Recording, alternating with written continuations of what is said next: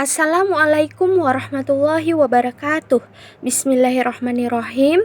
Hari ini kita akan membaca buku Hakikat Berpikir karya Syekh Taqiyuddin An-Nabhani. Pada bab 4 adalah berpikir memahami teks-teks. Mari kita melanjutkan tentang berpikir politik. Berdasarkan penjelasan di atas, berpikir politik meskipun sulit dan tinggi tetap masih ada dalam batas kemampuan manusia. Bagaimanapun proses berpikirnya dan taraf akalnya, orang yang akalnya biasa-biasa saja, orang yang istimewa, atau orang jenius, semuanya mampu melakukan proses berpikir politik dan mampu menjadi politisi. Ini dikarenakan berpikir politik tidak menuntut adanya taraf tertentu bagi akal dan pengetahuan, tetapi menuntut adanya pemantauan terhadap berbagai peristiwa dan kejadian yang tengah berlangsung, yakni memantau berbagai berita. Apabila pemantauan tersebut telah terwujud, berarti terwujud pula aktivitas berpikir politik. Hanya saja pemantauan tersebut tidak boleh terputus-putus, melainkan harus berkesinambungan, karena peristiwa dan kejadian yang tengah berlangsung akan membentuk satu rantai yang saling sinambung pada kedua ujungnya. Apabila terdapat satu mata rantai yang terputus, maka rantainya pun akan terputus. Dengan kata lain, rantai tersebut akan terpecah. Maka seorang pemikir tidak akan mampu mengaitkan dan memahami berbagai berita. Karena itu, keutuhan rantai tersebut merupakan hal yang mesti ada dalam berpikir politik. Dengan kata lain, pemantauan yang sambung menyambung merupakan syarat mendasar dalam berpikir politik. Berpikir politik tidaklah khusus bagi individu saja, sebagaimana ada pada individu. Berpikir politik terdapat pula pada kelompok, yakni terdapat pula pada berbagai bangsa dan umat. Berpikir politik tidak seperti berpikir memahami teks sastra dan berpikir memahami teks hukum yang hanya bisa diwujudkan oleh individu saja dan tidak bisa diwujudkan oleh kelompok, karena sifatnya memang individual. Berpikir politik merupakan proses berpikir yang sifatnya individual dan kolektif, sehingga ia dapat terwujud pada individu maupun kelompok. Berpikir politik ada pada bangsa dan umat sebagaimana ada pada individu, seperti para penguasa dan politisi. Bahkan berpikir politik tidak cukup hanya ada pada individu saja, melainkan harus diadakan pada berbagai bangsa dan umat. Itu karena jika berpikir politik tidak ada pada suatu bangsa dan umat, maka tidak akan terwujud kekuasaan yang baik, tidak mungkin terwujud suatu kebangkitan. Juga bangsa atau umat tersebut tidak akan mampu mengemban misi-misinya. Karena itu, berpikir politik mesti diwujudkan pada bangsa dan umat. Hal ini dikarenakan kekuasaan hanya terdapat pada bangsa dan umat, dan secara laten ada pada mereka. Tidak akan ada kekuatan yang mampu mengambilnya kecuali apabila diberikan oleh bangsa dan umat itu sendiri. Jika kekuasaan tersebut dapat dirampas dari suatu bangsa dan umat, maka itu hanya untuk sementara waktu saja. Bisa jadi umat akan memberikan kekuasaannya sehingga keadaan yang ada akan terus berlangsung, atau bisa jadi umat akan bersikeras untuk mengambilnya kembali sehingga jatuhlah kekuasaan itu. Selama kekuasaan itu ada pada bangsa dan umat atau secara laten ada pada mereka, maka pada bangsa dan umat tersebut harus ada berpikir politik, karena berpikir politik harus ada pada diri umat sebelum ada pada para penguasa. Berpikir politik lebih dibutuhkan keberadaannya untuk menjaga lurusnya kekuasaan daripada mewujudkan kekuasaan. Karena itu, umat atau bangsa mesti diberi pendidikan politik dan harus ada pada mereka berpikir politik.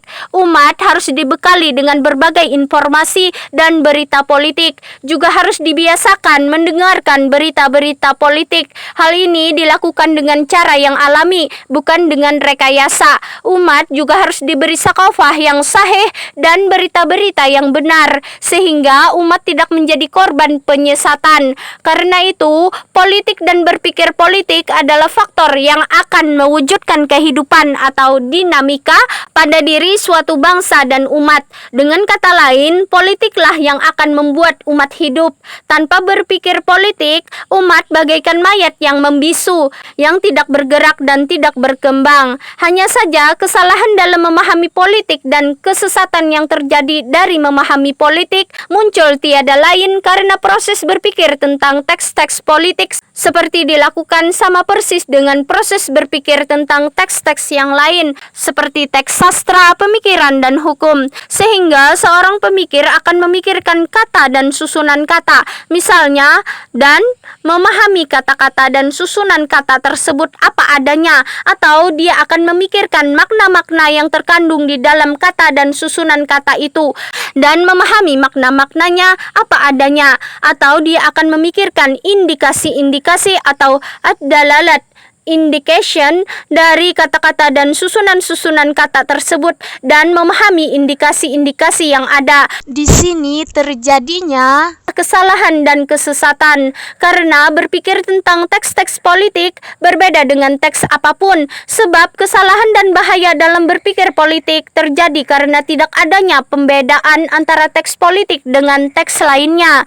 Makna-makna teks politik kadang terdapat di dalam teks, kadang juga terdapat di luar teksnya, kadang terdapat pada redaksi kata dan susunan kata yang ada seperti dalam perjanjian misalnya, dan juga terdapat pada pernyataan para pejabat.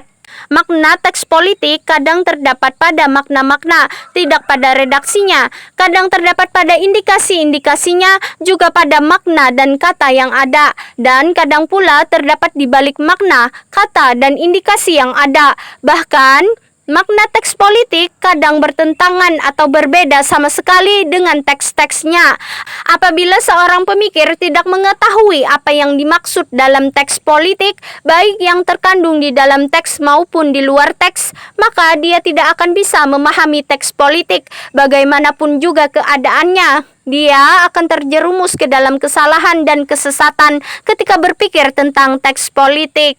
Kemudian, di antara hal yang membahayakan proses berpikir politik adalah melepaskan teks dari situasi kondisinya, membuat generalisasi atau memasukkan analogi komprehensif di dalamnya. Itu karena teks politik tidak bisa dipisahkan dari situasinya, bagaimanapun juga situasi tersebut, sebab situasi dan kondisi merupakan bagian dari teks politik. Demikian pula, tidak boleh melakukan generalisasi dengan cara apapun atau memasukkan analogi komprehensif, bahkan sekedar analogi sekalipun. Dengan demikian, itu karena selain situasi politik merupakan bagian dari teks politik, teks tersebut merupakan teks bagi suatu peristiwa tertentu, maka teks harus diambil untuk peristiwa itu saja, tidak untuk yang lainnya, dan tidak digeneralisasikan atas lainnya atau dianalogikan dengan lainnya, baik analogi komprehensif maupun analogi real. Sebaliknya, teks politik harus diambil untuk peristiwa itu saja. Karena itu, melepaskan teks dari situasi kondisinya, membuat generalisasi atau memasukkan analogi komprehensif atau analogi real akan membentuk bahaya kesalahan dan kesesatan dalam proses berpikir politik.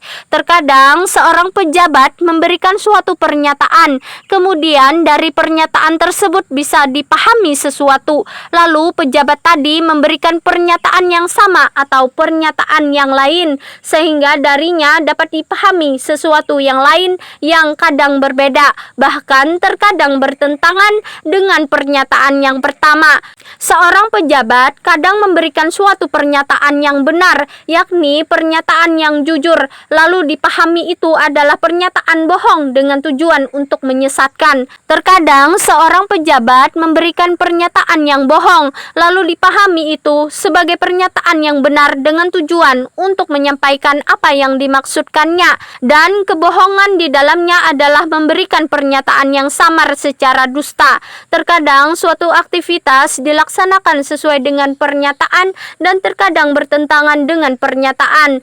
Demikian seterusnya. Jadi, situasi dan berbagai faktor yang melingkupi suatu teks merupakan hal yang akan memberikan pedoman yang jelas untuk memahami suatu pernyataan, hingga akhirnya akan tersingkap apa yang dimaksud oleh teks politik, bukan apa makna teks politik itu sendiri. Karena itu, proses berpikir politik tidak akan mendekati kebenaran kecuali sesuai dengan cara tersebut. di atas, yaitu proses berpikir tidak akan mendekati kebenaran kecuali jika situasi-situasi dijadikan sebagai bagian yang tidak terpisahkan dari teks atau aktivitas. Setiap peristiwa diambil sebagai peristiwa individual serta menjauhkan generalisasi dan analogi darinya. Umat Islam telah mengalami banyak musibah dan bencana akibat buruknya mereka dalam berpikir politik. Sebagai contoh adalah Daulah Utsmaniyah. Ketika Eropa memeranginya pada abad ke-19, sebenarnya Eropa lebih banyak memerangi Daulah Utsmaniyah dengan aktivitas-aktivitas politik dibandingkan dengan aktivitas-aktivitas militer. Meskipun terdapat aktivitas militer, tetapi sebenarnya hanya untuk mendukung aktivitas politik.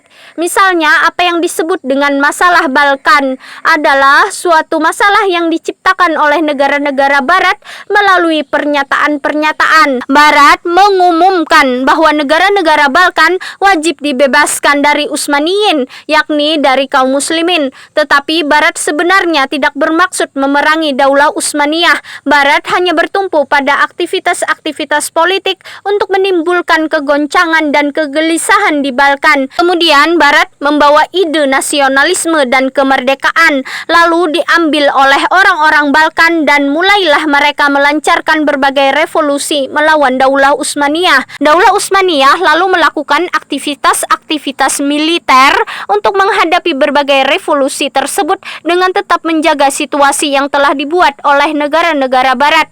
Daulah Utsmaniyah berusaha untuk menyenangkan negara-negara Barat, padahal negara-negara Barat itulah yang menyokong revolusi tersebut dan mengacaukan Daulah Utsmaniyah. Negara-negara Barat itu pula yang menjadikan Daulah Utsmaniyah sibuk melawan berbagai revolusi dengan tujuan agar aktivitas Daulah Utsmaniyah itu bisa menghancurkan kekuatannya sendiri, bukan menghilangkan revolusi tersebut. Dengan demikian, akibat kesalahan Daulah Utsmaniyah dan kesesatannya dalam berpikir politik, maka lepaslah Balkan. Ini kemudian diikuti dengan munculnya ide nasionalisme di pusat negerinya sendiri, hingga akhirnya Daulah Utsmaniyah bisa dihancurkan.